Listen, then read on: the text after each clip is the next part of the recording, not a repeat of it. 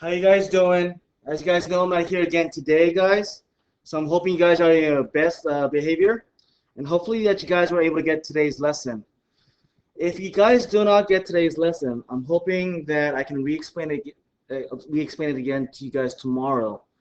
So let me tell you what you guys will be doing today. First of all, you're going to do this YouTube lesson. Your substitute teacher should be passing your notes out for this lesson, or you should have it already. If your substitute teacher has not passed out the paper notes for this lesson, please ask the substitute teacher now to pass them out. They should be in the yellow folder. The next thing you need to do is after you finish this YouTube lesson, what you'll do is start on the homework, which is also on this link on Edmodo. Okay? Again, the link for the homework worksheet is on Edmodo. So you're going to have to go back to Edmodo, click for the worksheet. That's tonight's homework. Okay. So today's lesson is about percents. We started percents last week, and I'm hoping to finish it this week with you guys.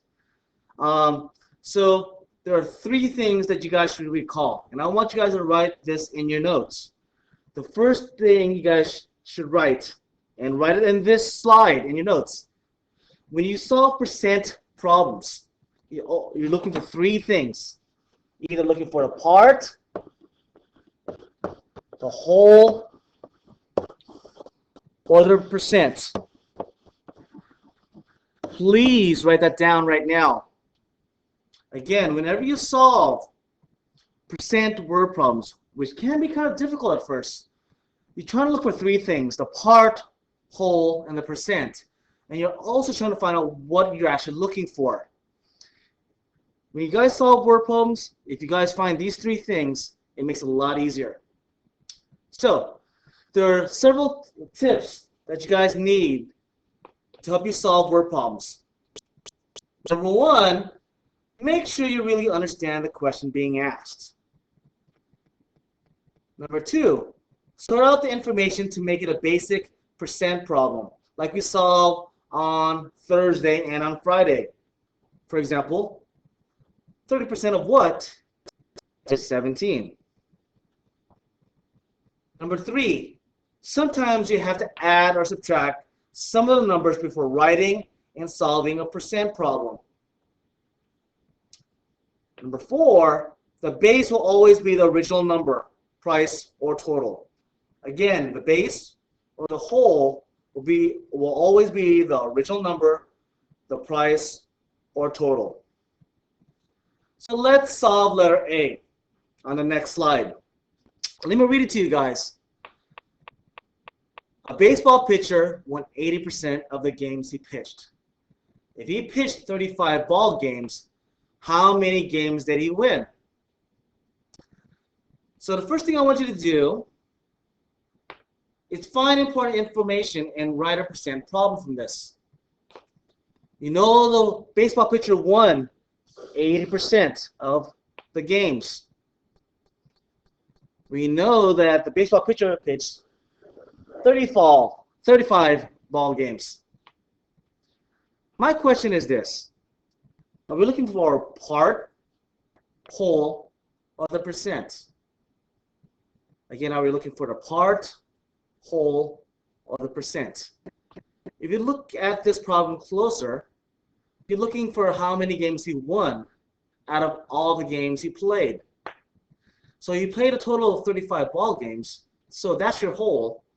80% is your percent, therefore we're looking for the part. So let's make a math problem out of this right now. So obviously it's going to be 80 over 100 because that's 80%. What are we actually looking for? As I said before, we're looking for part of something. Since we're looking for part of something, I'm going to put the X right there. And now we know also that 35 is a whole. As you guys recall, what we can do when we solve a proportion like this is to cancel up and down, left and right. I'm going to try to simplify the right-hand side first before I cross multiply. So I believe that 20 goes into 80 and 100. So 80 divided by 20 is 4. 100 divided by 20 is 5. Can I do some more cross-canceling? Yes, I can. I can do simplifying between 35 and 5. So 5 becomes a 1. 35 becomes a 7. I've tried to simplify as much as I can. Therefore, now what I can do is cross multiply.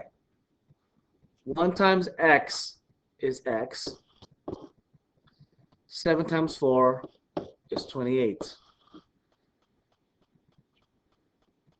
So, to complete this word problem, I do have to label it. The baseball pitcher won 28 games. And that's the answer, guys. So, again, what we have to do is make sure we understand the word problem, try to pick out the information that's important, and try to find or try to look what we're looking for. Like we're trying to find part of something. For B, to solve that, let me read that to you guys. Jerry, an electrician, works 7 months of the year. What percent of the year did he work? So it then says round answer to the nearest hundredth. So we might have to do some rounding here after we divide. So yes, 7%, 7 months. Are there any numbers here that I can gather? Well, it's asking what percent of the year did he work? My question for you is, how many months is 1 year? Well, 1 year, isn't that 12 months?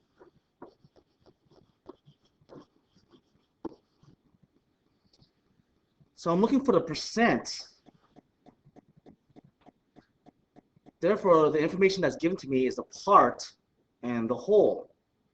So again, what I'm looking for is a percent. And eventually, I want to round to the nearest hundredth. So let's make a math problem out of this. He works 7 months out of the year. A year is 12 months. So I'm going to write 7 out of 12 equals x over 100.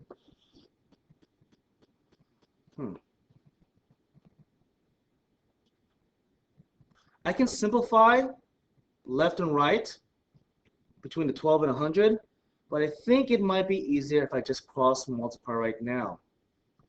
So I'm just going to cross multiply right now. 12 times x is 12x. 100 times 7 is 700.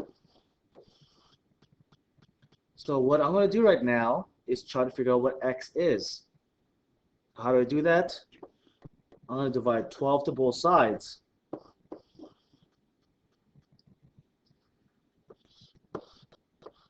So you can divide now, and as I said before, for some of the problems, you guys can use a calculator. I'll be very impressed if you guys did this by hand. I'll be very impressed. That would actually make me very happy if you guys did this by hand. But if you guys had to use a calculator, go ahead.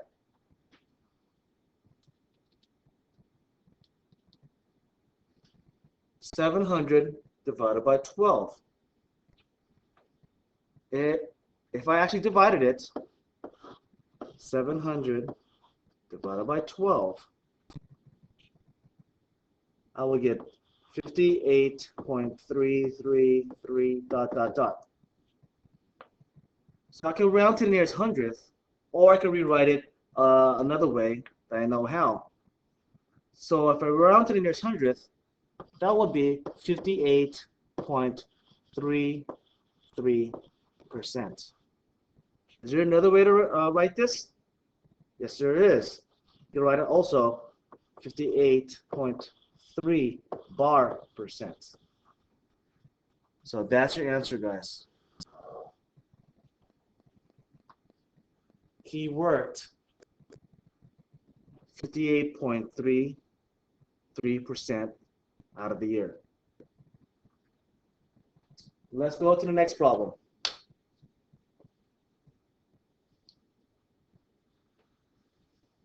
So for letter C, read the top. It says this. Sometimes the information needed to solve the problem is not stated directly. So you might have to do some subtraction here, addition, or what have you. But let's try to make sense of this problem.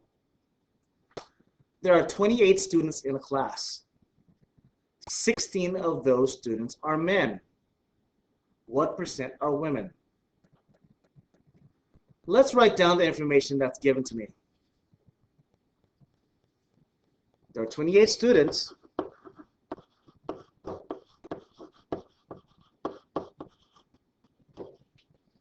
Of these, 16 are men. What are we actually trying to find out? Well, we're trying to figure out the percent of women. From the information that is given, if there's 28 students and 16 are men, can we figure out how many are actually women? Well, if I do some basic subtraction, if there's 28 students and 16 are men, all I have to do is subtract 16 from 28, and I should get 12 women.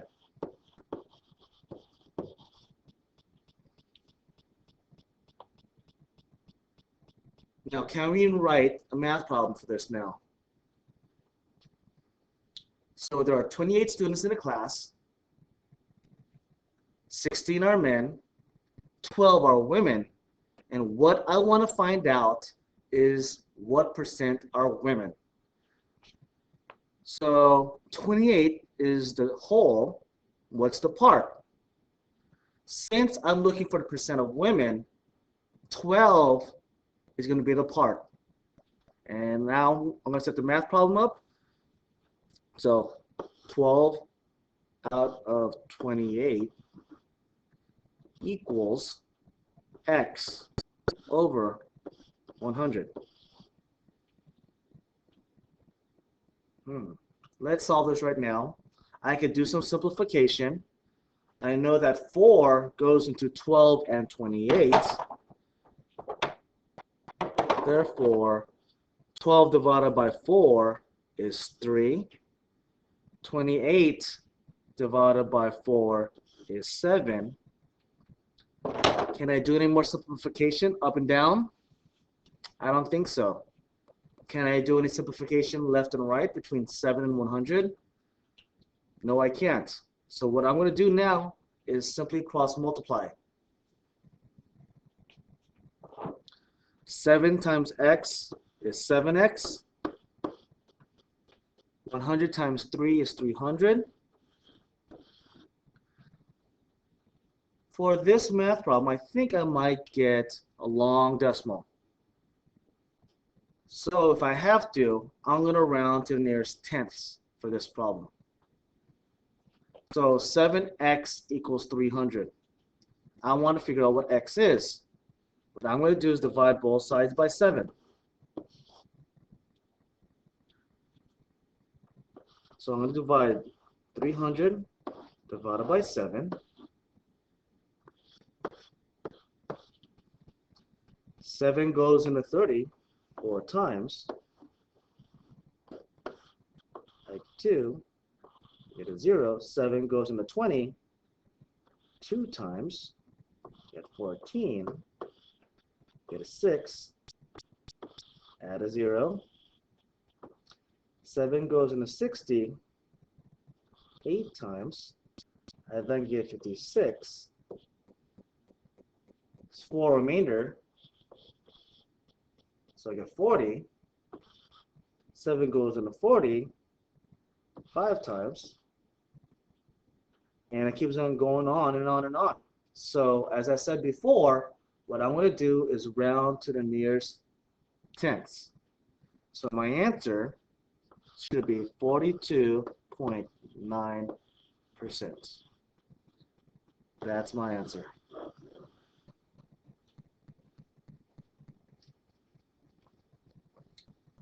Okay? If you have any questions or any of the problems here, guys, please ask me tomorrow.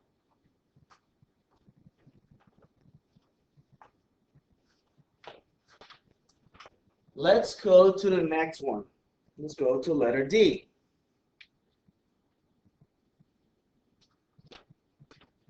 Letter D. Donovan took a math test and got 35 correct and 10 incorrect answers. What was the percentage of correct answers? Round to the nearest hundredths. So, we want to figure out the percent of the correct answers. So what information is given to me? I know he got 35 correct. He got 10 incorrect. Okay. But remember, guys, when you solve a percent problem, you're looking for part, whole, and the percent. So I think I'm looking for the percent. So I need two pieces of information, the whole and the part. My question is, what's the whole? What's the total? Is 35 the total? Is 10 the total? I don't think so. Because he got 35 correct, 10 incorrect. What's the whole? Well, how many problems were on the test then? So again, he got 35 correct, 10 incorrect. How many problems were there on the test? Well, I believe if I add 35 and 10, there should be 45 problems on the test. So that must be the whole. What's the part? Well, since I want to figure out the percent of correct, I'm going to use 35 as my part. So he got 35 correct out of 45 problems. I want to figure out what that percent is. So let's make that math problem. 35 out of 45 equals x over 100.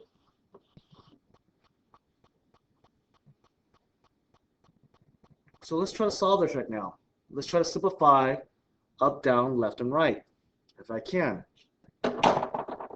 I believe the biggest number that goes into 35 and 45 is 5.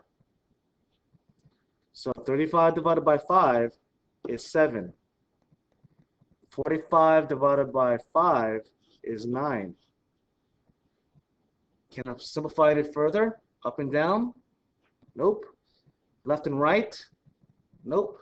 So what I'm going to do now is cross multiply.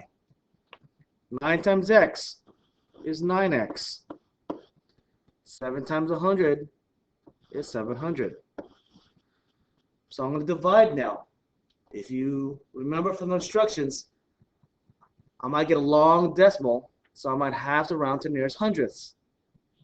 So let's divide both sides by 9.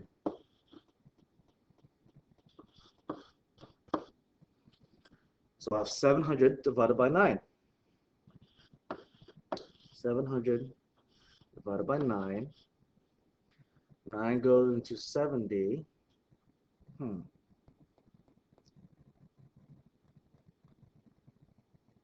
6 times. Nope, 7 times. 9 goes into 70 7 times. 7 times 9 is 63. I get a remainder of 7. Cut down to 0. 9 goes into 70. How many times again? 7. 63. I get 7. I'm going to add another 0. Drop that 0. 9 goes into 70 7 times. Do you guys see a pattern here?